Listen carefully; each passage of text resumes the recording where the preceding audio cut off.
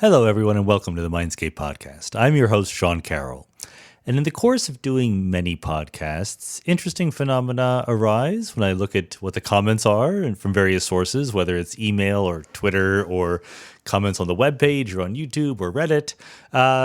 Different podcast episodes have different spirits in some sense. Sometimes we're big picture, right? We're sort of talking about various ideas from a very high-level view, and it's more inspirational than challenging, right? It's like thinking about things rather than getting a lecture in them. Other times, we get a little deeper. We kind of get our hands dirty. We get into the weeds. We try to dig into some specific example of something. Either way, I will get complaints. That I know. And you know what? I love and cherish the complaints because I want constructive feedback. I want to hear what people have to say. But honestly, going forward, realistically, it's going to be a mix of both kinds. So today, we're getting our hands dirty. We're going to get into the weeds. Don't be afraid, don't think that, this is going to be a slog or anything like that. This is one of the most fascinating episodes I think that I've done here on Mindscape, and perhaps the most useful in a sense I will explain to you in just a second. Our guest is Karl Friston, who's a neuroscientist at University College London, and Karl Friston is, by many measures, the most influential neuroscientist alive today. The most citations, the highest H-index, all these different quantitative measure of scientific success. He is a practicing psychiatrist and is very interested in schizophrenia, and he serves patients, but he is also contributed to neuroscience more broadly, most obviously in developing techniques for imaging the brain, ideas like statistical parametric mapping, voxel-based morphometry. I really have no idea what these ideas are. Sorry about that. What I'm interested in is where he's moved more recently in his career into the theory of how the brain works, and he's been developing an idea called the free energy principle. It's part of a bigger set of ideas called the Bayesian brain, the idea that what the brain is trying to do is to model the world around it and therefore develop a little picture of what's going to happen next using Bayesian inference, something you all are experts on because you've all read The Big Picture or somewhere else. Bayesian inference is getting data in and using that data to update your beliefs about the world. The free energy principle is Friston's idea for how the brain effectively does that. It turns out that calculationally updating your beliefs about the world can be very, very hard. The free energy principle is a way to sort of simply and quickly get to an effective view of the world. And the basic idea is that the brain is constantly trying to minimize surprise, is trying to develop a model for all the stimulus, all the sensory input that it's going to get that is least likely to be surprised by something new happening. So that sounds simple, but when you get into it, when you look at the actual way it's supposed to work, it actually turns out to be pretty darn complicated and intimidating. And famously, there's a large number of people in a lot of different fields, not just neuroscience, but deep learning, machine learning, biologists and physicists, and a whole bunch of people who have trouble really figuring out what this is all about. So I really think that in this podcast, we present quite an understandable picture of what it's all about. There's some jargon, but we explain what the jargon is. Of course, Karl understands what it's all about, but I think that we're able to give enough examples, talk a little bit about why the brain would work this way and what it's supposed to be, why in particular he's interested in it from the point of view of addressing schizophrenia and other problems. And to me, of course, I'm biased. I know a lot about free energy and entropy and measures of information theory, etc. But I think we did a good job of uncovering what's going on here. There's no equations in the podcast, but the ideas I think are out there. This is the kind of episode which it really repays listening closely to. I think you can learn a lot and learn about something that is really at the absolute cutting edge of modern neuroscience. I also want to mention a tiny little announcement. You know that I have a Patreon account that you can find on the webpage, preposterousuniverse.com/podcast. There's a link to the Patreon. One of the benefits that Patreon users get is that they get a monthly Ask Me Anything episode. So Patreon users ask me questions. I try to answer as many of them as I can. And someone on Patreon suggested that even though it makes sense that Patreon supporters get the ability to ask questions, the ability to listen to the answers might be more widely shared.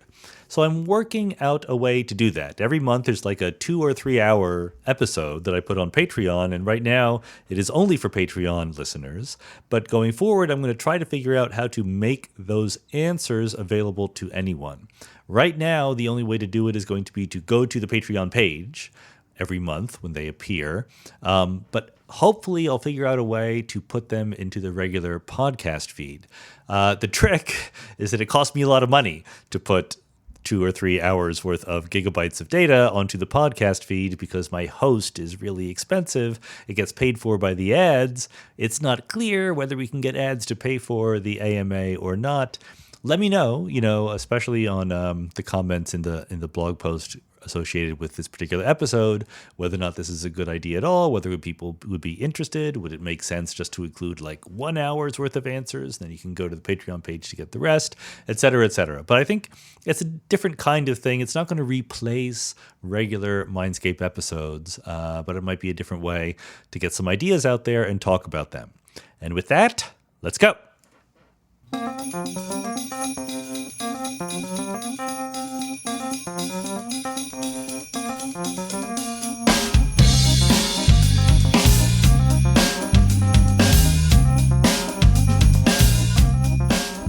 Karl Friston, welcome to the Mindscape podcast. Thank you. Glad to be here. I figured we would talk about this thing called the free energy principle, which you've been investigating and championing for a while now. But maybe just to get there, rather than just start by defining that, could you just explain what is the problem that we're trying to solve? What is the question that we're trying to answer by talking about free energy? From my perspective, it's trying to find a first principle account of sentient behavior. And just very practically, that's relevant because of my background, which is a psychiatrist. So very simply, in a sort of Richard Feynman says, if you want to understand something, you've got to be able to build it. If you want to understand psychiatric patients, you have to, in some minimal way, be able to build or simulate sentient behavior that goes wrong. Okay. So that's basically how I got into it. So you were actually a practitioner with patients and the whole bit. Oh, and yes. Transitioned out of that. Yes, it was slowly but surely, yes. Transferred my angst from patients to students. Okay. But I did spend, an early part of my life in a therapeutic community with 30 chronic schizophrenics, which was an eye-opener for several years. So I can imagine. Yeah. Okay. And so we want to understand how the mind works, how the brain works, in part to help fix it when it goes wrong, I guess. That's the ultimate agenda, because I got seduced away from clinical psychiatry into systems neuroscience and brain imaging, and the question became slightly less focused and more how does the brain work, and that became relevant when you're trying to characterize or analyze neuroimaging time series from things like functional magnetic resonance imaging or electroencephalography. So to make sense of these data, you have to have some conceptual, generative or forward model of what's actually under the hood. Sure. Otherwise, it's just a bunch of time series data. Yeah. And neuroimaging is sort of where you made your money, as it were, right? That's my day for a job. while, Yeah, right? And thinking about the grand theory of the brain is what we're doing now. So good. So that's enough for me to dive into free energy, except that you had this lovely story that I've heard about woodlice when you were young and seeing them scurry around. That does set the stage very nicely. If you could tell our listeners that story. Right. Well, that was my first, looking back, my first sort of scientific insight. So it was a hot summer's day, and I must have been about between 5 or 8 years of age, playing in the garden, and just became preoccupied by watching little woodlice scurrying around, noticing that they tended to avoid sunlight, that they ended up underneath bits of rock or wood in shady places. And just looking at this, I thought that's interesting, because that looks like purposeful behavior. It looks as if they are purposefully, in a goal-directed way, avoiding the sunlight. But then there was another interpretation that came to mind. Well, yes, but you would also see exactly the same phenomenology if they just moved more quickly when they were warmed up by the sun. So there was a more deflationary account. I didn't use these words at the age of 5. But the essence of the insight was, well, there's a much simpler explanation for what's going on here, for this sort of very elemental form of self-organization, ensemble dynamics, there's a simple explanation. Things just move fast when they're hotter. And that notion, that sort of deflationary, simple, almost verging on a tautology explanation for self-organizing behavior, kept sort of representing itself throughout my education. So natural selection, I think, is another nice example of that. If it doesn't work, you move in some phenotypic space. Right through to physics at Cambridge and sort of density dynamics of the Fokker-Planck and quantum physics. Again, if it's if it's not good, if it has a high potential, just get out of there.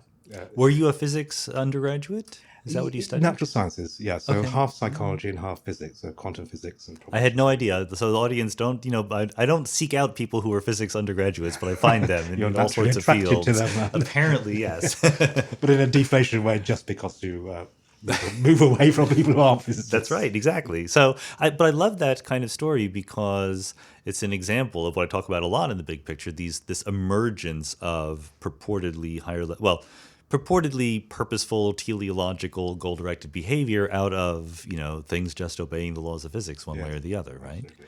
And that's the kind of thing that you saw in your undergraduate education, and even today, I presume, in studying the brain. Yes, well, I mean, at its heart, that is the free energy principle that we've been promoting. It is very much this sort of deflationary, getting back to the first principles and then rebuilding up on that and see what would this kind of behavior look like in a sufficiently itinerant context. Right. How would it be fit for purpose to explain the behavior of you and me? Or starting at a slightly simpler level, would it be fit for purpose in explaining a thermostat or a virus or something, or an ensemble of bacteria or the like?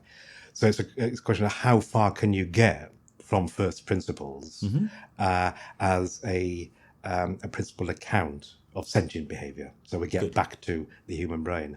And of course, that is in terms of writing down the dynamics, the mechanics, and specifically in mathematical terms, becomes a necessary if you want to write down formal models of brain imaging time series. So there's an interesting dialogue between the rather self-indulgent theoretical neurobiology side of it, what I often refer to as the work that you do at the weekend when the pressures are off, and the day job, which is analysing brain data. Right. Both sides inherit from each other in a very interesting way, that you're constantly building models of how the brain works and then testing those models in relation to the empirical data you get from brain imaging, which puts pressure on you to actually sort of think, well, what's the simplest sort of dynamical, functional, computational architecture that could possibly explain these data when I look at this sentient creature, usually a normal human subject, when exposed to these experimental manipulations. And yet on the other side, the very algorithms or schemes or data analytic approaches that you apply to make the inference about, is this the right model of the brain or is that the right model of the brain, themselves now become inherit from the theoretical work. Because if you can solve how a brain works, that's the best sort of data analysis machine you can possibly have. And then that helps with analyzing the actual data. Has it affected what data you collect? Yes. I mean, that's true in both senses. It's true in terms of me as a sentient creature, in the sense You're an example. Yep. Looking around, I'm literally collecting visual data as I saccade around the room, interrogating your face, trying to anticipate whose turn it is to talk, whether you've understood me. So I'm selectively sampling the right kind of data to resolve uncertainty about those hypotheses that are relevant to my behavior at the moment. Sure. And in exactly the same way as a neuroimaging scientist, I designed those experiments to solicit the right kind of data that resolve my uncertainty about my hypotheses about the functional integration of the hippocampus with the prefrontal cortex. Good. same stuff. It's Yeah. exactly the same principles. Good. Except now I'm self-conscious that everything that I do, you're analyzing. I mean, of course, you're going to be looking at my face in a different way than you're looking at the desk in front of you, which you see every day, right? The surprisal, the new information is much larger for something like that. So, okay, good. What is free energy when you think about it? Because I'm a physicist and I have a definition, and I think it's a little bit different than yours, but there's a mathematical relationship. So I want to clear up for everyone in the audience what we mean when we use these words. Right. So when I talk, or when I say I, it's a little bit self-centered. When people in things like machine learning talk about free energy, they mean variational free energy. So technically, if you were talking to somebody from machine learning, we're talking about an evidence upper bound. They switch the sign in machine learning, so often called an evidence lower bound. Acronym ELBOW, which confused me for an enormous amount of time. I literally thought it was part of your body. That's asking for trouble, really. So it's a statistical information theoretic concept, which licenses your previous discussion about hypotheses and inferring this and rich information. So it scores basically a bound on the technically the self-information or the log probability of some data given a model of how those data were generated. So from a pure... So sorry, that's the crucial thing. There's a model and there's data. Yeah. And we would like them to match. Yes, absolutely. So, well, let's just rehearse that because that's absolutely fundamental. So everything that we talk about, either in terms of sort of sentient behavior and the free energy principle as applied to sentient artifacts, or in terms of actually analyzing data, rests upon this notion of a generative model. Generating what? Generating data, generating sensations, generating any observables. And an even more simple expression of that is you have to have some way of articulating a mechanics of causes and consequences. So the generative model causes, or is a description of how causes generate consequences. And in this instance, the consequences are sensory observations or data, observables, measurables.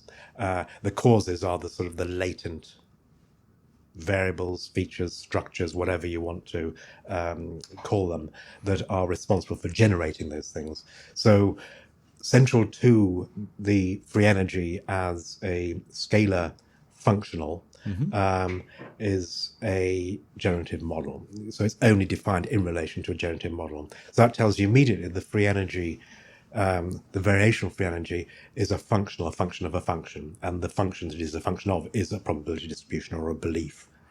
So, So this is your brain giving probabilities to the various things it might experience out there in the world, and the free energy is a way of measuring.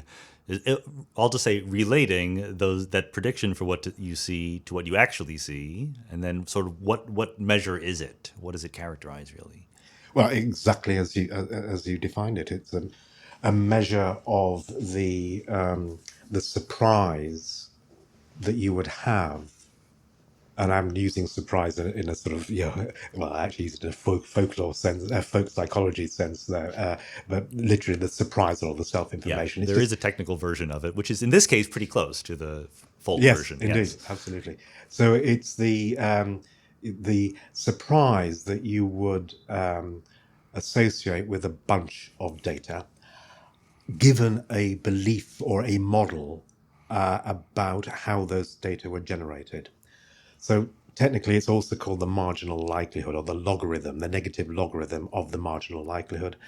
And that marginal likelihood is also called model evidence. And all this rhetoric becomes important because there's, you can gracefully move from one interpretational stance to another one without making any mathematical moves whatsoever. Right, the math carries over. It's just exactly the same. Yeah. So depending upon how you grew up or how you appreciate these quantities or what the rhetoric that you would interpret them, you get a very different look and feel to the fundamental behavior of systems that look as if they're minimizing their variational free energy.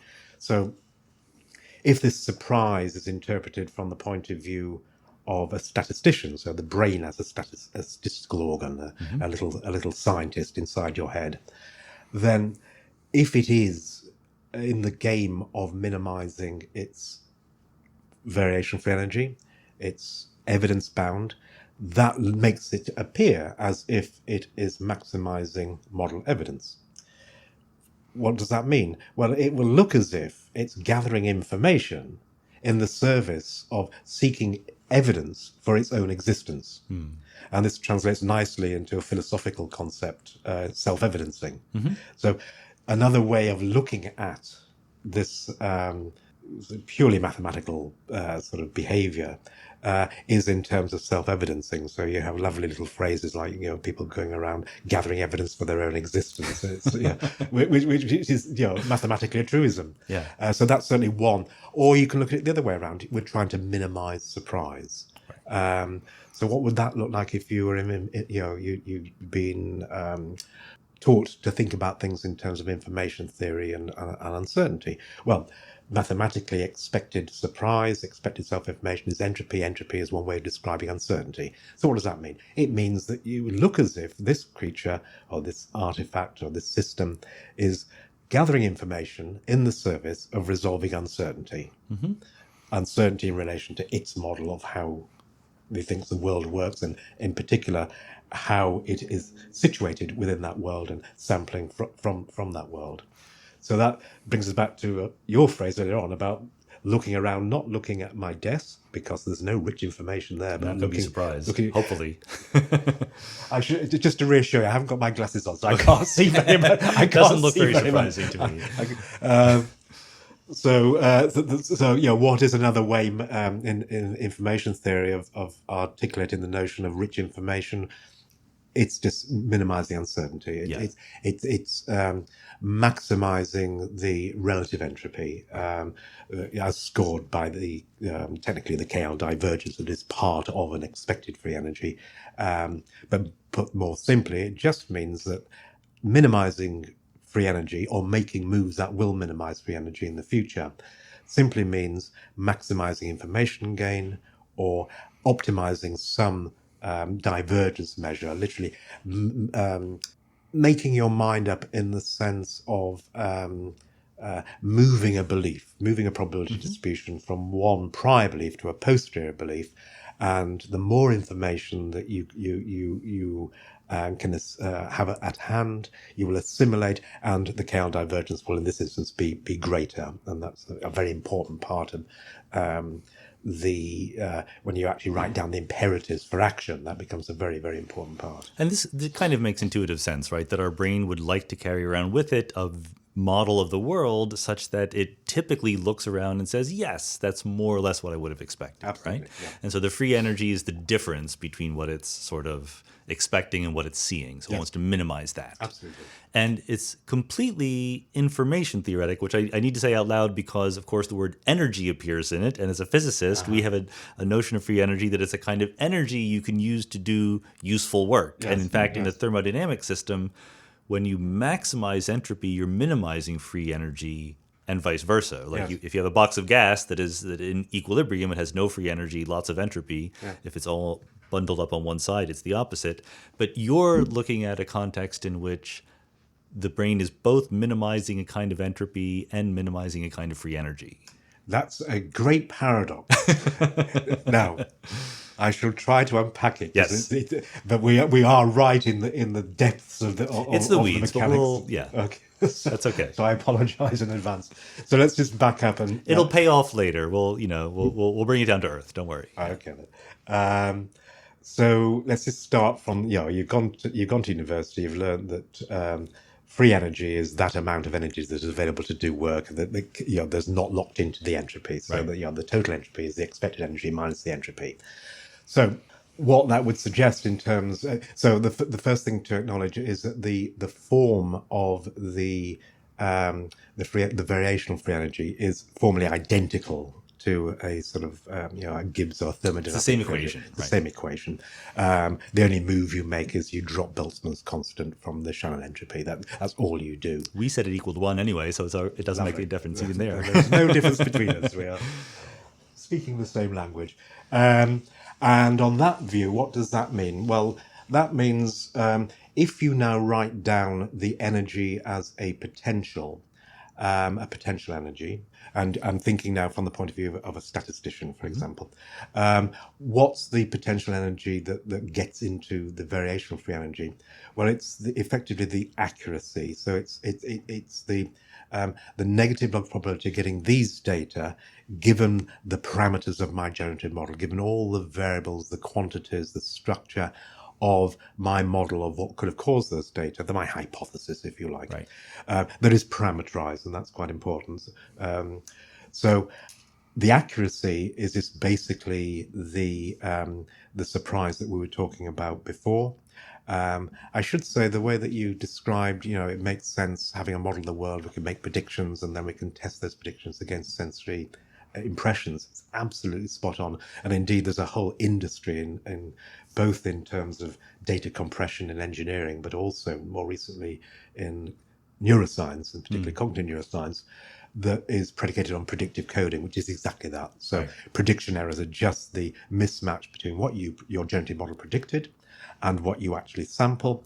You take the sum of squared prediction errors, you weight them by some precision or inverse variance. That is basically free energy. It's just under some simple assumptions about the generative model and the nature of random fluctuations. So predictive coding is one instance of the more general notion that we're in the game of minimizing our free energy.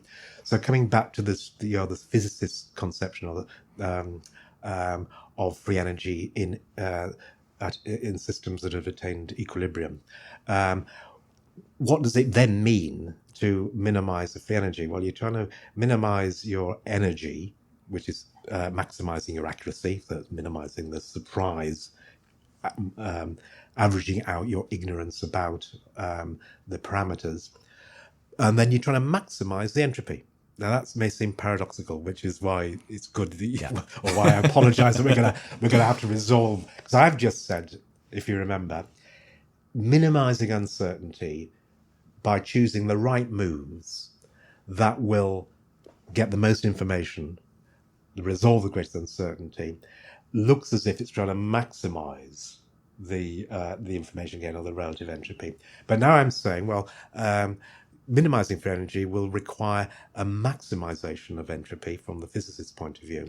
And that's absolutely right. So the key distinction is basically what I do at this moment in time will always be to maximize my accuracy or my energy in terms of minimizing this sort of prediction error, whilst at the same time maximizing my entropy, keeping my options open, because the entropy that we're talking about is an attribute of a belief about the causes of my data. So this is not an entropy measure of the brain biophysically. Right. It's not the molecules in your brain that we're treating as a thermodynamic system. It's a set of beliefs. Absolutely. So these beliefs are then driven to be as broad as possible, entirely consistent with the second law of thermodynamics, that there's an imperative, there's a drive to disorder, and the entropy will increase. But it's the entropy of our beliefs. Now, what does that mean? Well, it basically means I'm trying to find a low energy explanation for my data, whilst at the same time keeping my options open. So this is essentially Occam's razor. It's this basically not committing to a very precise posterior belief. If I've seen these data, then I believe this caused it. So you don't want to commit to a very precise one. So you've got to find the simplest, the most accommodating explanation for your data. So that's where the paradox, if you like, in terms of whether you're trying to maximize or minimize the entropy term comes in. But I think more fundamentally makes the point that the entropy we're talking about at the moment is a functional or a scalar functional of a belief about something. It's not the thing that is encoding those beliefs. It's not the neuronal firing on the molecules or the atoms. The twist, the sort of the slightly paradoxical aspect of this is when you move into the future and when you have the beliefs about the consequences of an action, say looking over there or Googling a certain entry or going to Wikipedia. Before you make that action, you have beliefs about how your free energy is going to change, and at that point, your entropy or your relative entropies effectively switch around, because the outcomes now become random variables. You have to take an expectation. This is a bit technical, but it's a beautiful little bit of techie stuff, which basically flips this imperative to minimize these entropy and relative entropies when you're applying it to the system as it is now and as it is behaving. When the system looks at itself saying, well, how would I have to now act in order to minimize my free energy in the future? I now include basically outcomes as random variables, and they get into the expectation operators, and suddenly you're then in the service of minimizing an entropy. So there's this sort of yin yang, which means that as I'm currently processing my data, I'm striving to find the explanations that maximize my uncertainty, because I don't want to commit to a particular belief. Yet at the same time, I'm going in the exactly opposite direction. I'm trying to sample those data that will shrink my uncertainty. And then when I find that balance, then we have this sort of active self-evidencing.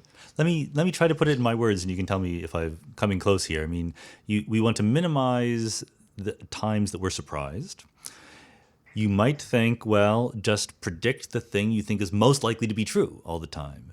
But if you put 100% probability on that, then any time that you're not exactly right, you're hugely surprised, and that's bad. Absolutely. So you might say, well, let's do the other thing. Let's have no beliefs about anything. Let's say anything could happen. But then in some cases, especially when you go through the math, you're always surprised. Everything that happens is a little bit unlikely because it could have been anything else. And so there's this compromise where you sort of try to home in on something you think is most likely, but you do give allowance for the deviations. Absolutely, beautifully put. And just as a sort of a physicist, what you could understand what you've just said as is basically, how do we describe systems that have some itinerancy, but they still restrict themselves to a limited part of their phase space or their state space. So it's not one point. We're not little marbles or moon rocks, nor are we gases. But we certainly have boundaries, and we have a shape and a form in the sense of those parts of the state space we could occupy, or where the wood lice are running around. There's a structure there. So that structure, if it is the case that these sorts of systems exist, things like you and me or anything actually exists in a non-trivial way, and by non-trivial I mean basically having an attracting set that is just one, being in one state. Deterministic. Absolutely, yeah. Then there has to be this balance between this itinerancy, this sort of the exploration of a phase space in a structured way, where many regions are visited, but some regions are visited more often than other regions. And when you start to think about, well, how would you articulate that mathematically, you start to get sort of random attractors that inherit from undynamical systems. So what you're saying is there's an attracting set out there. It's probability distribution. If I measure the probability of finding me at any point in my state space over a very long period of time, it's certainly not uniform. I have a shape, I have a Some things are more likely than others. Yes. Absolutely. And yet I am not a fixed point. I am not just in one state. So what you are talking about effectively is a non-equilibrium steady state. So it is not the kind of equilibrium steady states that physicists knew and love and know and love and were taught in the 20th century. This is the new challenge of understanding non-equilibrium steady state in open systems that exactly have this delicate balance between being a point attractor and being completely diffused the end of the universe, if that's the way where it's going. Just parenthetically, I did have Antonio Damasio on the podcast a little while, and his favorite word in the universe is homeostasis, right? The idea of keeping within this tiny little range as much as we can, but some flexibility there. Yeah. Absolutely. Yeah. And you want to, correct me if I'm wrong again, but you really want to say that this minimization of free energy and surprisal is sort of the key to unlocking what the brain does, right? It's the underlying thing for most everything. Yeah, it is, absolutely. I mean, there's a joke in my group meetings that the answer to any question is model evidence. Yeah. So, usually, Could do worse, yeah. you know, and certainly when you're talking about colleagues and research fellows, and whenever they ask a question, well, what happens if this is like that? Well, get the evidence for that hypothesis, and then and then you can quantify your beliefs about whether it was like that, or whether it broke like that, or whether that difference is in play. So can I come back with another parenthesis, because I think it nicely follows on from Antonio Damasio's focus on homeostasis. Of course, the roots of much of self-organization to non-equilibrium steady state inherit from the work of people like Ross Ashby, who made apparent his ideas through the homeostat. So it's exactly the same, or the good regulator theorem. I think that this is just my personal opinion. I think that physics has a lot of work to do, and there's a lot of discoveries to be made along exactly these lines. Where non-equilibrium statistical mechanics is a booming growth field that I try to get my colleagues excited about it, but it's they're used to doing their things. It's a tricky kind of pre-paradigmatic area where we don't exactly know what That's the a rules nice are. way to phrase it. I don't know, because I became a psychiatrist and left the physics behind, but certainly surfing the web, that pre-paradigmatic thing, that's very exciting though, isn't it? Because that's the next thing. Yes, exactly. That's 21st century physics. It's much more comfortable when like in particle physics or cosmology, where I was raised, what the questions are, what would qualify as an insight. Whereas in complex systems, dissipative systems, Ilya Prigogine was an early pioneer here also, right? Self-organization, and we just don't know what words to use. We don't know what equations to use, but I think, like you, I'm a fan of these sort of statistical mechanical lenses at which to view these things. Yes, well, I'm sure that's the only way really for me, it is the only way to write these things down, because at the end of the day, you actually have to have a model in code that generates predictions to analyze the brain data. So there is no other. You don't really have unless you're a philosopher or you write books. There is no. You need to be able to give it to a computer and ask it how well you're doing. Yeah. But let's just do sort of the reality check for this perspective here. I certainly get that if I'm driving down the street, I would like to be surprised as little as possible. But isn't it true that also informally I do sometimes seek out new experiences, right? How does that fit in? Well, it's exactly that sort of paradox that we were addressing technically, in terms of the difference between me at this point in time, this moment, minimizing my free energy via a maximization of the entropy uncertainty of my explanations or beliefs about what's going on now, and choosing those actions that will in the future minimize my expected free energy. So that basically means that when you talk about the expected free energy conditioned upon a particular action move, looking over there when driving the car, you have this opposite imperative. So now you become information seeking. Now you become a curious creature. Now you become sensation seeking. But it's a particular kind of sensation seeking. It's those sensations that would resolve uncertainty about what would happen if I did that. And of course, behind a lot of the ways I've just described that is a sense of me as an agent. Sure. So once you generalize the non-equilibrium physics of sentient systems to write down what might be the imperative for the way that they act upon the world, that they evidence their agency, and you make the assumption that, or you try to prove it can be no other way, that they will act in the service of minimizing the long-term average of free energy in the future, then you get this curiosity. It's written into the information theory. To resolve uncertainty means you're going to be sensation seeking. Now, whether that's a sensation seeking of a banal sort, that you're looking at the traffic lights or the street lamps to see whether it's go or stop, or whether it's going to a disco or doing bungee jumping, it's a different, but it's the same imperative underneath. But this is the response to sort of the wisecrack that if we just wanted to minimize surprise, we would sit in a dark room and not do anything, right? But how innocent is that move to go from minimizing surprise to minimizing the expectation value of all my future surprises? That seems like a little bit of a different minimization. Is that fair? Which one is it that we're doing? Well, in a minimal sense, you're doing both. But you're sort of touching on sort of the issues that normally come to the end of conversations like this, which is what is the difference between you and a virus? So, I mean, to cut to that distinction, but before revisiting the fundaments of minimizing expected free energy in the future, it may be the case that certain systems, certain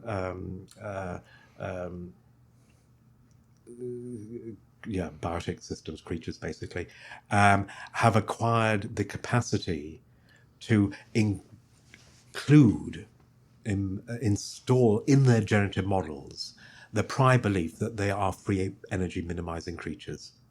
And if they can do that, then they will have the prior belief that the way that I will act will be to minimize my free energy. That was how you might write it down as a physicist. I see where this is going. Yes, good. If you were a psychologist, all you're saying is, I have the capacity to plan. Yeah. So that's all you're saying, really. Or to imagine. Exactly. Yeah. So you have sort of. Perfect. So that's your generative model is now equipped with the capacity to imagine a counterfactual fictive future, to imagine the future, to roll out possible consequences of actions, and of course the consequences of those actions in terms of the observations now are random variables because they haven't happened yet, and that's why you get this reversal, and suddenly you become a creature that seeks out sensations, literally sensation seeking that resolve uncertainty. You become curious and you go to your discos and you do your bungee jumping at a certain age. So that's, I think, an important distinction between very simple attracting sets. Let's go right back to the moon rock. Okay, so an appropriate description of that non-equilibrium steady state is in fact an equilibrium steady state, and that's basically got a point attractor. It could have a quasi-periodic attractor, so the orbiting of the planets. But these are very simple, non-itinerant attracting sets that would approach an equilibrium steady state. Then we move up to systems right from sort of rocks through to, you may even go as far as some, not insects, but certainly say viruses. So things that don't plan. But they live. They're very effective, occupying our universe. But they live in the moment in some sense. Absolutely. In Jerry Adelman's word, there is no remembered present. There is no imagination. There's no planning. They have all the mechanical finesse of a thermostat, but they're very good at what they do. Sure. So homeostasis, they achieve it. Yeah, well, that's a nice, beautiful example. So even in our own bodies, there, possibly 99% of all that actually goes on in terms of the physiology and the, which is homeostasis, is just this reflexive in the moment, keeping yourself in the regulating ourselves, regulating yourself. So those kinds of systems are distinct, I think, from systems like you and me that start to plan and have the ability to. Their generative models do actually span the future and, by implication, the past. They implicitly have a dynamics where the trajectories actually go quite a long way in their generative model, go quite a long way into the future. So that would be a really interesting sort of way to take forward the argument or a response to your question. But your question is slightly, just to return to say, well, is it minimizing free energy, or is it minimizing the free energy conditioned upon a particular action? Expected action. It is both. The degree to which you actively minimize your uncertainty depends really upon the shape of the attractor that we're talking about, the attracting set that we're talking about. So with itinerant systems, it is possible to sort of write down the density dynamics and work out the probability distribution of trajectories of action into the future. So there's just actions as another state, and you can apply fluctuation theorems or path integral formalisms to work out a distribution over trajectories of action into the future, my apologies. which means that technically what you can do now is characterize a given system in terms of probability distributions over courses of action, policies into the future, trajectories or paths of action, under a model of what would the implications of that particular action have for my sensory input, for example. When you write that down, that there is there is a way of showing that is essentially a description of systems that do minimize their expected free energy, in the sense of just minimizing the distance, well, in fact, technically the chaos divergence between where they think they are probabilistically and their attracting set. Okay. So that's one part of expected free energy. There's another part which is all about ambiguity reducing, which is kicks in when there are particular constraints on the shape of this probability distribution that you and I evince just by existing, and that depends really upon the itinerancy, and which you can measure in terms of mutual informations or relative entropies between different partitions of the states. I'm going to There's say probably some details here. Here comes one little detail. Yeah. So all of this rests upon a Markovian partition into a Markov blanket. It all rests upon carving the universe into internal states that are inside you, that constitute your internal states, the rest of the universe, and then crucially blanket states that separate statistically you from the rest of the universe, that enable you to be identified, and a further bipartition on those blanket states into active and sensory states. So once you've Compartmentalizing the different kinds of states that would be necessary to describe a universe in which something exists, i.e. you, in a way that is separable from not you, then you can start to write down, you can go beyond just the sort of 20th century physics in terms of entropies and entropies of distributions of, say, an idealized gas or some sort of closed system. Now you have to deal with the entropies of a partition. And furthermore, you've got the relative entropies now. So suddenly you're in a game of, which is pure physics. It's just now you've got to think about the relative entropies. You can't just talk about the entropy of this ensemble or this, the entropy of this associated with this wave function or this solution. You now have to carve it up and talk about the relative entropies, which is where the information theoretic and all the information richness and all the uncertainty, that's where it all starts to kick in. And of course, in so doing, you've actually now committed yourself to a mechanics of open systems, because the whole point of having the Markov blanket is that it enables a two-way traffic between the inside and the outside. So now, by definition, you're in the game of writing down the statistical mechanics of open systems that have some non-equilibrium steady state in virtue of having an attracting set. Right. So now the game becomes, well, what different kinds of attracting set could be, and if they are, what will it look as if they are doing in terms of these mutual informations or relative entropies or uncertainty resolving pressures that are one way of describing the very existence of this attracting set. I do want to get more into the Markov blankets, but I don't want to quite let go of this transition from living in the moment to living in the expected future, I guess. This seems to be, without me planning, something that appears on the podcast over and over again. Recently, in a conversation with the philosopher Janan Ismail, when we were talking about free will and what that means, that came up. And earlier with Malcolm McIver, who is a mechanical engineer and neuroscientist, who has a theory that one of the steps on the road to consciousness was when fish climbed up onto land and could begin planning in the future, because the time scales are much slower on land, so you have the ability to plan. So I wonder, is it possible in this framework to sort of pinpoint a place in the evolutionary scheme where we flip over from living in the moment to being more planning animals?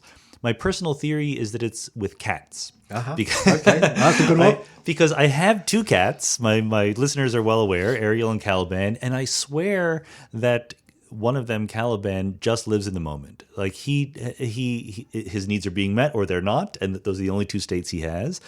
Whereas Ariel, you could see that she's trying to figure something out about what would happen subjunctively if she did something, and like her little kitty brain is trying its best. So I'm sure the cats is an exaggeration, but is it as late as mammals where this becomes important, or do you want to attribute it much earlier than that? I don't know, but I'm compelled by your initial setting. It seems very clear. But everything you said in terms of these other perspectives, particularly from philosophy, makes entire sense to me. The ability to plan suddenly means you have now a space of trajectories, courses of actions in the future, and it means that you have to, because you can only realize one deterministic action, because action is actually a physical state of the universe. It's not the action in and of itself is not a belief. We have beliefs about action, but the action is realized. So that realization means that you have to commit to one of a multitude. Right. So there's a selection process in play, which must, in some sense, speak to the free will, or at least if it doesn't, depending upon your commitment and attitudes to free will, what it does say is, if there is a selection process in play in terms of selecting an action from some probability distribution or beliefs about the way that I am currently acting, then it must be the case that only applies to systems that actually have posterior beliefs about the future. Yeah, it cannot need apply. That capacity, clearly. So a thermostat could not, I think, be confused with something that might express free will. Whereas your question now is, at what point do we have biological thermostats that have this beautiful homeostasis that become equipped with the capacity to imagine, to plan, to think, and, as you intimated, possibly even have some minimal form of consciousness, or even perhaps selfhood before consciousness. So I normally recourse to the philosophical notion of a vague concept here. So, I only recently learned about this. This is why I like talking about it. There's a whole philosophy of vagueness, it's true. We haven't talked about that on the podcast, but that's an interesting topic, yeah. So, for those people who don't, like me, who don't know, and like I was a few months ago, so at what point is a pile of sand a pile? Is it 1, 2, 3, 4, 5 grains?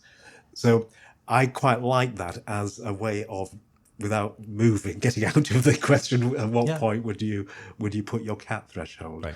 And I think it's warranted or licensed mathematically, because even things like thermostats and viruses, they say predictive coding. So predictive coding does not have this planning. It doesn't have this sense. Maybe define for the audience predictive coding. Well, predictive coding is just originally devised in the 1950s as a way of compressing sound files. So it's a very efficient way of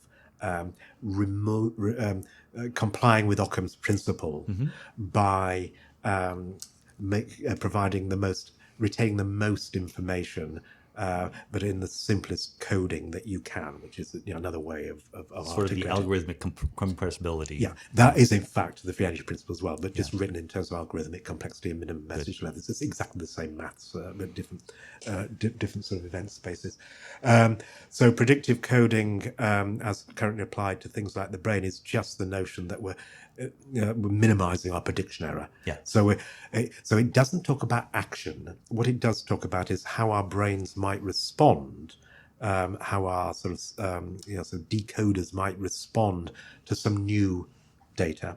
And they do it by sort of reorganizing and belief updating or state estimation in a way that minimizes the prediction error. So if you can predict what is currently being presented exactly on the basis of what you have previously seen, then you must have a perfect model of what is generating that signal or that soundtrack or that auditory stream.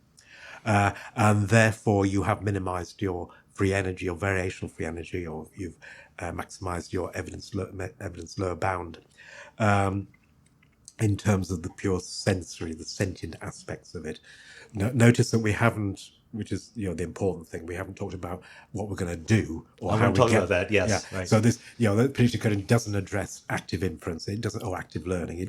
It just talks about sort of how to make sense of data. So that would be a nice example of the sensory part of a virus or a thermostat.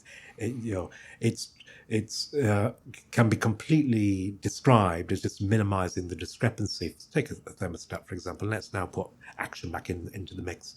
So you can describe a thermostat as just minimizing its prediction error. Prediction error between what? Well, between the temperature it's sensing and its attracting fixed point. So it's one of these fixed point creatures. And it's got its attracting set. It has its prior belief the temperature should be like this. And all I need to do is to minimize my prediction error, minimize my free energy.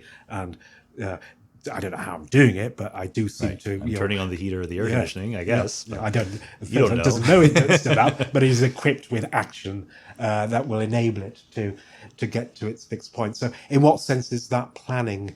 If you remember, I'm trying to argue for a vagueness here, so I don't have to answer your question. Well, when you formulate that kind of predictive coding in terms of Kalman filtering or Bayesian filtering, which would be the technical or the statistician's way of describing a predictive coding scheme, you're always working with derivatives. So you're always working in a dynamical setting with not just the prediction errors, but the rate of change of prediction errors with time. So in a minimal sense, you've got a notion of the future through a linear first order approximation. The next instant anyway. Absolutely. Yeah. Okay. So that's what I meant with in a minimal sense, that every generative model has a notion of the future just in virtue of having a notion of trajectories or dynamics. Yeah. Okay. But it's not quite the same as your second cat. Yeah, it's not thinking, well, if I sit here, It's I look slightly, like this. you can see it's just at the level of her capacities, but you mentioned action, and I think this is a natural place to go there because you also want to say that free energy helps us understand how we behave. Is that safe to say? In fact, so let me sort of repeat the thing that I read, and then again you'll fix it.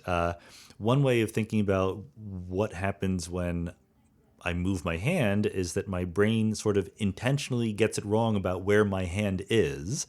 And then there seems to be a mismatch between where my hand actually is and where my brain thinks it is. And rather than fix my brain, I move my hand to bring it to where it is.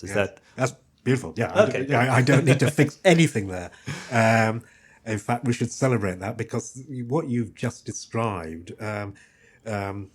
is a modern day recount of ideomotor theory, which was prevalent in the 19th century, which Helmholtz. yes, Helmholtz? well, I mean, he did everything, so I could say yes to it. He was a high entropy thinker, There were other sort of German neurologists and natural scientists, who sort of focused specifically on that. And that was picked up by William James, on his European tours.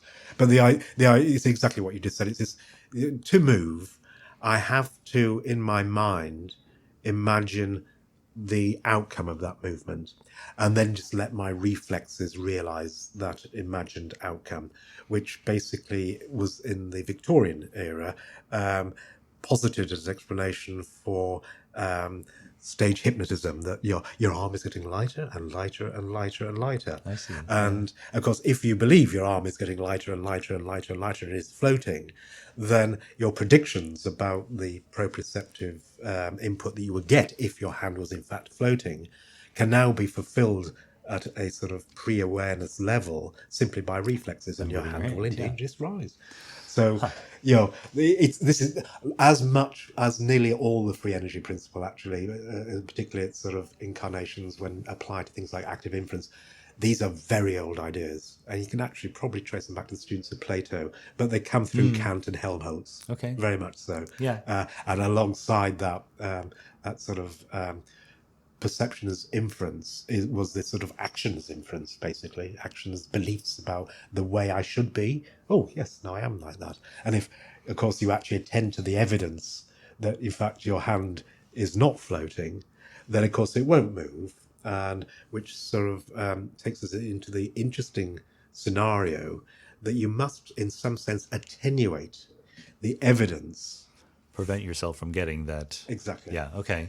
Is this? I guess maybe what we have that Plato or Helmholtz or William James did not have is the ability to poke inside a brain and see what's going on there. Is this idea that action is driven by a mismatch between model and sensory input verified, testable in the brain? Yeah, absolutely. A number of levels. But again, just coming back to this sort of notion that most of what emerges from a sort of mechanical treatment of the free energy principle was well known, a century ago. So what we are describing are classical reflexes. So there's this, the brain sends down messages to alpha motor neurons and spinal cord that effectively are a mismatch between the intended signals, sensory signals from the muscles, the motor plant, and what it's actually receiving. And then those cells elaborate signals to the muscles to cause them to contract until the signals match. So the way that we move, and in fact the way that we secrete our autonomic function works, the way that our heart works, in fact all of our homeostasis works, generalized homeostasis works, is by supplying the right set points to servos or homeostatic or reflex mechanisms in the periphery. What are those set points? They're just predictions of the way I want to be. And is the role does free energy have a role here in kind of an optimization problem or an efficiency maybe mechanism? Like there's different ways you could imagine the brain or the nervous system bringing this match between expectation and reality, but is there just there are easier ways to calculate how to do that? Using free energy? Using... Yeah, well, I mean, the free energy formalism is if you like, grandfathers all of these particular manifestations. Yeah, okay.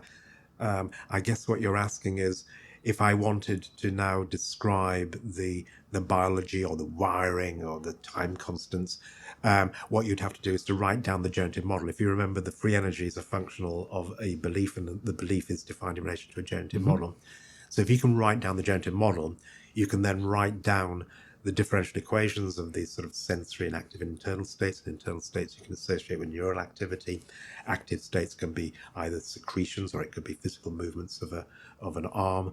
And then you will be able to simulate these kinds of phenomena. What you can then do is take empirical data and then change the parameters of the generative model until your simulation of an arm movement, for example, or a neuronal response to a perceptual synthesis matches what you observe in terms of brain signals. So that, in a sense, that's another description of what we already do. That's what neuroscientists do. We think about the functional anatomy in terms of, well, how does the brain model its world? How does it make these predictions? How does it generate, for example, in movement? How does it generate these motor commands? But they're not motor commands, they're just predictions of what I should feel if I was actually in this position or walking or talking. And in fact, there's a whole industry of not only theories of interpreting reflex arcs and the motor system under that kind of perspective called the equilibrium point hypothesis, but there's also massive debates about the actual implementation of that and whether that's the right way to look at things. I guess I had this impression that you might imagine that what the brain is trying to do is just use Bayes' theorem. It has some beliefs, it gets in more data, it updates its beliefs, but that is calculationally difficult, computationally intensive, and calculating the free energy is a sort of shortcut. Minimizing the free energy is calculationally easier than simply conditionalizing probabilities. I see. Sorry, yes, you've moved us into a very important observation. So, I mean, we've been talking about sort of beliefs about where we should be and prior beliefs and beliefs about the future. And of course, prior beliefs implicitly rests upon a Bayesian distinction between prior beliefs prior to seeing any sensory states or sensory data, and posterior beliefs, the product of belief updating, having observed those data. So that is the process of minimizing variational free energy, for example, or is it? Not quite. If you if that process of belief updating, and this just connect it back to physics. So what we are saying is that there is a gradient flow that is in place that underwrites a random attractor, and that attracting set defines the kind of thing that we are, and there's this Markov blanket or partition in play. So that gradient flow we're going to now associate with belief updating on the assumption that some states encode probability distributions or stand in for the parameters of beliefs. And once we've made that move, then we can actually write down the gradient flows in terms of belief updating. We just literally, we're taking a random dynamical system, I'll say a Langevin system, and interpreting the dynamics as belief updating. And the belief updating is from priors to posteriors. So gradient flow in this case is a way of saying moving from where we are a little bit closer to where we want to be. Yes, yeah, absolutely. Well, I mean, that's exactly what the free energy actually scores. So we're covering all sorts of wonderful issues here. But we haven't gotten to the origin of life yet, but we're going to get there too. So yeah, no, it was the difference between Bayes and approximate Bayesian inference. That's where we're going. But I think actually you're touching on something which we'd rehearsed previously, which is another perspective on variational free energy. So just for your interest, once you abandon equilibrium physics, I fondly refer to as 20th century physics, and you just live in a world of non-equilibrium steady state. Which implies that there is some attracting set there, and you have to explain it, its mechanics. Then the free energy, the variational free energy, now starts to have the look and feel of something which is much closer to a physicist's thermodynamic free energy, and effectively it scores the divergence between the current state of the system and the probability distribution it would have on its attracting set. Exactly on the attracting set, yeah. So it's basically how far away am I from my attracting set or my sort of non-equilibrium steady state probability distribution. So in that sense, now it looks very much like the amount of energy available to do work. So I look at me, I perturb me, I put me in a highly unusual, frightening, angst-inducing situation I've never been in it or homeostatically or conceptually, and I will work towards getting back to my comfort zone, my familiarity, my happy place, my right temperature, and in so doing, I will minimize my free energy, and I'll be working literally on the environment. So now, to my mind, there becomes an almost invisible distinction between the variational free energy in the context of writing down the dynamics or the mechanics of non-equilibrium steady states with attracting sets and thermodynamic free energy. And in fact, you can just put a Boltzmann's constant on, and they are the same thing. And interesting, the Boltzmann constant is, in the purely information theoretic perspective, it now becomes it equips the amplitude of random fluctuations with units, and now you can start to interpret it in terms of physical measure. Yeah, that's right. Yeah, physical measures. Anyway, that was me indulging myself, because I know you're no, yeah, thank you. You like that sort of thing. Right? Yeah. But back to the, why not just Bayesian inference? And what's the difference between minimizing free energy and Bayesian inference? Great question. So if Bayesian model evidence is just simply the marginal likelihood of states of being, then one could trivially say, just by optimizing the likelihood that I am in this state, which by definition is the thing that I do because that's how I exist, I could describe myself as performing Bayesian inference. Trivially so, because I can just call the negative log of my non-equilibrium steady state density model evidence, and therefore everything I do is in the service of maximizing model evidence. I'm the perfect Bayesian statistician. Doesn't get you anywhere, but it's a nice thing to say. So where does the variational free energy comes in? Well, the variational free energy comes in because it's operationally defines what's called approximate Bayesian inference. So what's the difference between Bayesian inference that would conform to Bayes' rule, and approximate Bayesian inference, or variational Bayes, or sometimes called ensemble learning, but probably variational Bayes is the most technically correct term. Well, the difference is that you're not maximizing model evidence.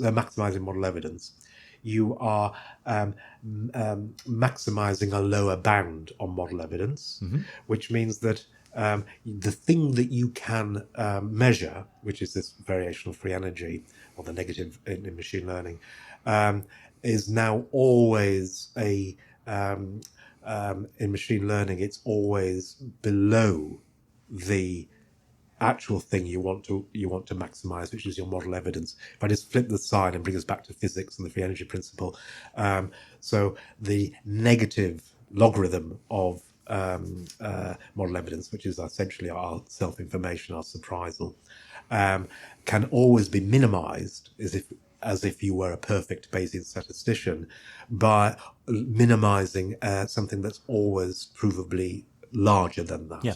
And that's the KL divergence, or bound approximation. So the variational free energy is an upper evidence bound, and if you minimize that, then you become an approximate Bayesian inference. Why approximate? Well, because the bound is not necessarily zero. It's not saturated. Yeah. Right. And but that it might be easier to work that way. That's the only rationale for it. Yeah. So it's just that the evaluation of the actual evidence, a partition function, if you're a physicist, becomes intractable because in high dimensional systems. So how do you elude that intractability when you've actually got real physical systems that seem to be able to do this kind of thing? Well, you just create a tractable bound. And who did that? Well, Richard Feynman. That's where it came from. Right. On one reading of the Legacy, there's another Russian reading. You wouldn't put it that way, but yes. On one reading of the Legacy of physics for things like the free energy principle, and certainly in machine learning, it was Feynman's pathological formulation which introduced the notion of a variational bound, or a bound that was using variational calculus was provably always greater than the thing you wanted to optimize. So you just optimize the bound instead. And you get into some nice rhetoric about sort of bounded rationality in economics. Oh, okay. Yeah, I hadn't even thought of that, but I guess it makes sense. So it's not perfectly rational. It's not exact Bayesian inference, but it's doable. It's physically realizable. Yeah. So that's the key difference. None of us is Laplace's demon. Absolutely. Yeah. But so much of this conversation, and I think for good reason, has been in the context of agents or brains, occasionally thermostats, but you do want to be even a little bit more ambitious, right? And talk about sort of a general organizing principle of non-equilibrium systems to minimize their free energy. And maybe this has something to do not just with the nature of cells and organisms, but with their origin. Is that safe to say? Is that a fair ambition to attribute to you? That minimizing free energy helps explain why life came into existence in the first place? Yeah, you're taking me out of my comfort zone now. Surprise! Did I say that so well? It's probably it could be me. Could be my lenses, because I want to do that. And I might be see. attributing it Well, to you should talk about that then. Yeah. Well, okay. Let's put it this way. You mentioned Markov blankets, right? The idea of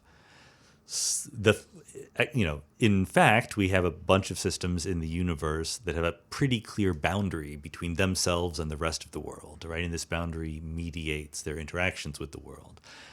The appearance of cell walls is clearly one of the most important steps in the origin of life, and a literal cell wall is certainly similar in spirit, if not exactly identical, to the conceptual Markov blanket between the inside and the outside. Is that safe to say? Absolutely. Yeah. In fact, that is the metaphor we always use. Is a cell surface is a boundary.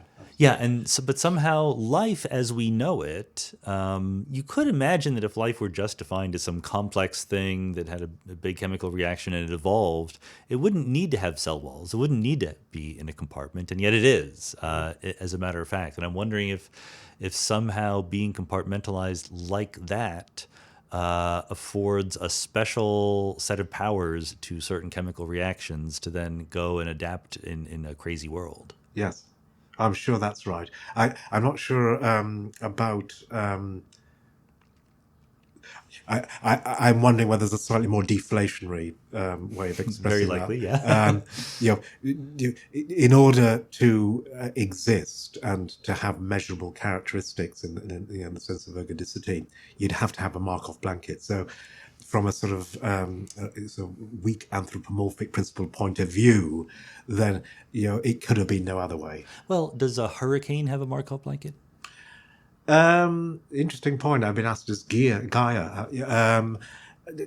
No, it doesn't. That's very irritating. Nor do candle flames. And they're not alive, so that's. But I yeah, see. so there That's is a some good point, right, yes. right. But they have characteristics, some characteristics. Of Do they? living Yes, creatures. but on an ergodic sense, in the Yeah. sense that they don't last long enough. However, you could say an eternal flame. I think you're right. I think that's from my perspective, that's a really interesting, outstanding challenge. I'm wondering whether Birkhoff's notions of wandering sets, resolves that you can actually have a Markov blanket that renews itself. Right. However, But in some sense, one of the reasons why we don't count hurricanes or forest fires as living is that they're not rich with information, right? They're just doing their thing. Yes, and even the simplest cell, in your language, carries a model of the world around with it, right? Yes. And a forest fire does not. Good. Yes. No, that makes a lot of sense. I wish I'd said that. Yeah, and so somehow, I don't know how life began, but some of my friends are working on it. I do wonder whether or not we are underemphasizing the importance. There's this debate in The Origin of Life between replication first, where you imagine that RNA or the information carrying thing came first, and then it sort of wrapped a blanket around it and got energy and got going. There's another camp, metabolism first, that said that the actually extracting free energy in the physicist sense from the environment was the first thing that happened, and only later did it sort of get imprinted informationally onto RNA and then put in a cell. And then there's the easy, everyone agrees that the easy part is making a cell wall. It's just like a bilipid layer, like that can just happen automatically. So I wonder if we're not, underselling the importance of that thing, that without that compartment, without that blanket, the very notion of having a view of the outside world, having a model, even if it's very, very primitive, is not really tenable. If you don't even have a difference between self and other, Yes. what does it mean to have a view of the other? That's the deflationary aspect. For me, it's beautiful. For me, it's the sort of Quinian desert landscape. I mean, there's a fundamental truth to that. I haven't really thought about this, and clearly you have. So I have some views. I'll speak tentatively, but it does strike me as when we use the free energy principle to model morphogenesis and cellular organization, it becomes immediately obvious you need RNA and DNA as a generative model. That's certainly the case when you're talking about sort of multicellular organization, that you cannot get a free energy minimum from coupled free energy minimizing Markov blankets without some shared generative model that that is most naturally written down in terms of some genetic code. So it may From an well information be. perspective, that makes perfect sense. That's what DNA is good at doing, right? Right. Storing the information. So perhaps you could argue, and perhaps you have already, or people have already, that yes, first of all, you need a Markov blanket. Otherwise there is no existence. Of the sort that we're talking about, but if it is the case that just the part of having a Markov blanket means there is a way of writing down the dynamics or the mechanics that makes it look as if there is a generative model, there also has to be something in the internal states that plays the role of a generative model. And it seems quite natural then to, for things that endure over generations or show that sort of attracting set with a certain sort of itinerancy that looks like reproduction, then that's what we call RNA or DNA. So it may well be that the other side of the coin of having a Markov blanket, namely, I must have an implicit generative model, or it looks as if my gradient flows are on a variational gradient, that free energy gradient, and that free energy is a function of a generative model, therefore there must be a biophysical encoding of that. That could be a statement that you need something like DNA, in order to to go hand in hand with the Markov blanket. Yeah. Well, I do appreciate you indulging me there, but maybe good then to sort of wrap things up. We can bring it back close to where we started with going back to the clinic, out of the research environment. How does this perspective, this point of view of free energy minimization, help us understand not just the brain when it's working, but the brain when it's not working? I recall schizophrenia is something that you might be thinking about, but maybe other things as well. Yes, I mean, my personal training and interest is in schizophrenia, but I have to work with. That sounds awful, doesn't it? I have the pleasure of working with lots of psychologists and psychiatrists We'll edit that out. Don't worry. who like all sorts, who are interested in all sorts of neuropsychiatric conditions. So. I think it's a lovely question because it allows me to make some simple points. So if Kant and Helmholtz and everybody since that time are right, and effectively psychology is inference, consciousness is inference, and unconsciousness is inference. Psychology is inference, and psychiatry is psychopathology. That tells you by definition that psychiatry is all about broken inference, Right. false inference. And I mean that in a very literal sense, that basically inferring something is there when it is not, like a delusion or a hallucination, or inferring something is not there when it is, like an agnosia or a denial that something exists or part of my body exists. So just extending that notion that nearly every psychiatric and probably neurological syndrome can be cast as an instance of false inference suddenly gives you or puts pressure on you to now derive a calculus of how the brain works that is framed in terms of beliefs and inference. Mm-hmm. So just a few examples. Well, we've covered, say, delusions and hallucinations and schizophrenia. Those are sort of the Classics. poster childs of false inference. But also, it can manifest in a slightly more subtle way. Take Parkinson's disease. Okay. Let's come back to our ideomotor picture of why and how we move. I infer that my arm is going to be over there. Or I infer that in the next 600 milliseconds, I'm going to stand up and start walking.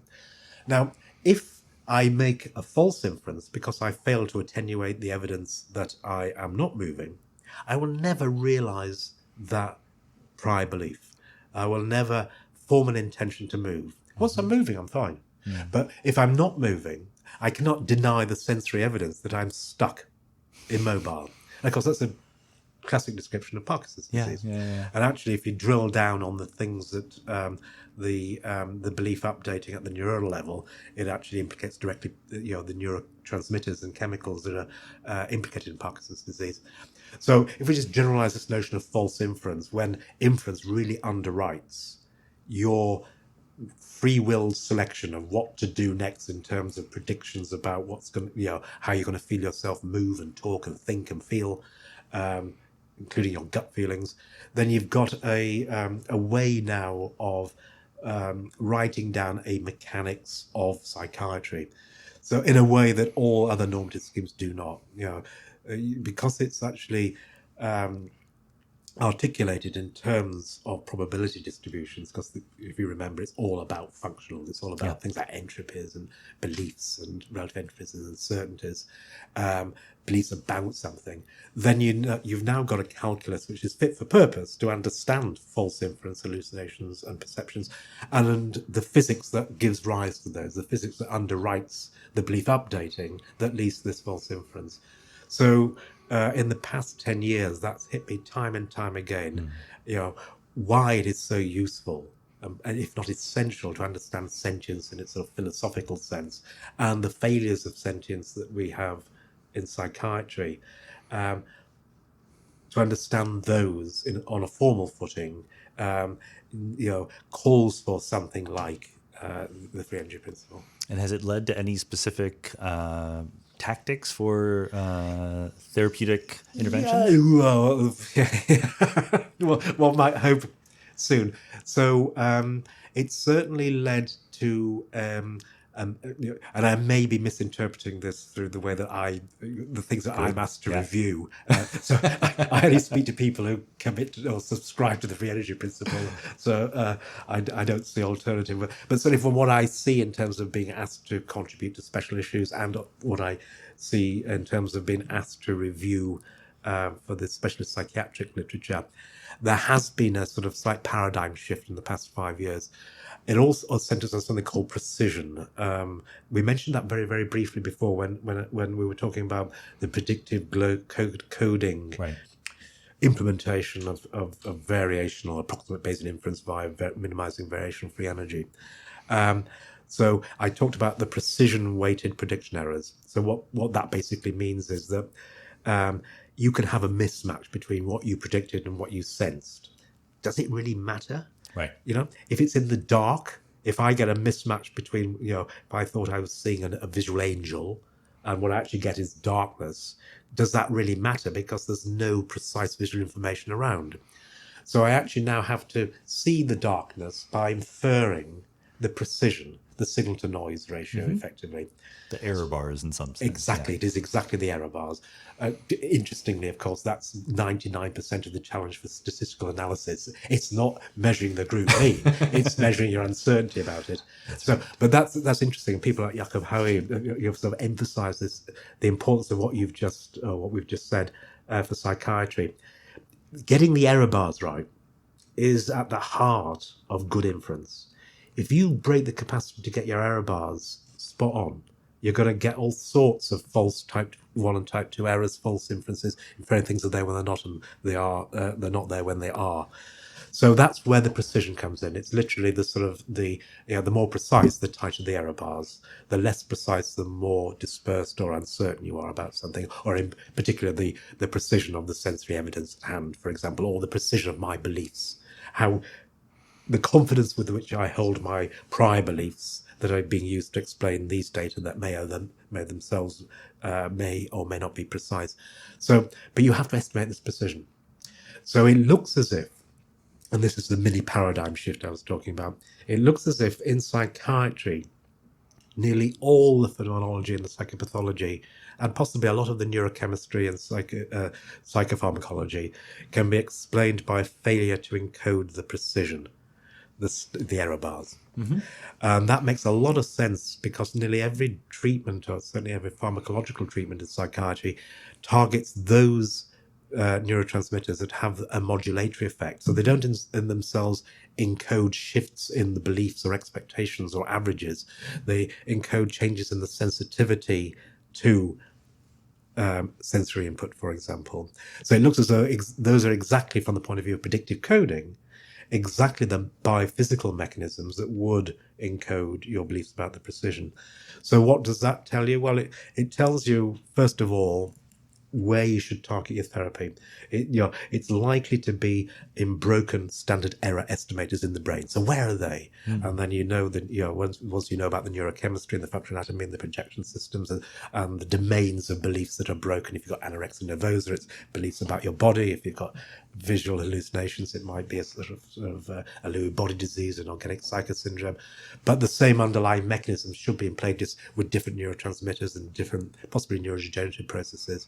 So it does give you a mechanistic focus. So you can start to move away from what has, if you like, haunted psychiatry for centuries, which is this purely nosological, descriptive approach, to a slightly more mechanistic understanding, which is starting to, it's pre-paradigmatic. I'm going to use it all the time now. So that when you say, is it currently affecting treatment strategies? No, it is pre-paradigmatic. Got it. But I guess if you came back in 5 to 10 years, then I think you'd then see evidence of where that turn led in terms of possibly reinvigorating the pharmaceutical industry. I say that very practically. It's something you won't know, but it worries a lot of people in my game. So the pharma have basically given up on psychiatry and developing psychiatric drugs. There's no money to be made because there's no progress, because there's no mechanistic underpinning. So about 3 years ago, they basically all just pulled out. Wow, no idea. Yeah. So there is no active research at all and I mean, this is expensive research, it's billions, not millions, in drugs for schizophrenia, depression, you know, which is a great shame. And you can see why, because they don't know what to target. Because there's no one said, well, it's got to be this system or that system or that system. So we all agree it's important. They just don't see the direction forward. Yes, Yeah. absolutely. Yeah. And of course, they have to keep the money coming in to fund the research to make the next. But drug. maybe this will propose a direction forward in some. That would be the cross our hope. fingers. Yeah, that's the final hope. You know. All right, I think this is a wonderful lesson to end on. We should all aspire to have our error bars brought in as close alignment with reality as we possibly can. Karl Friston, thanks so much for being on the podcast. Thank you.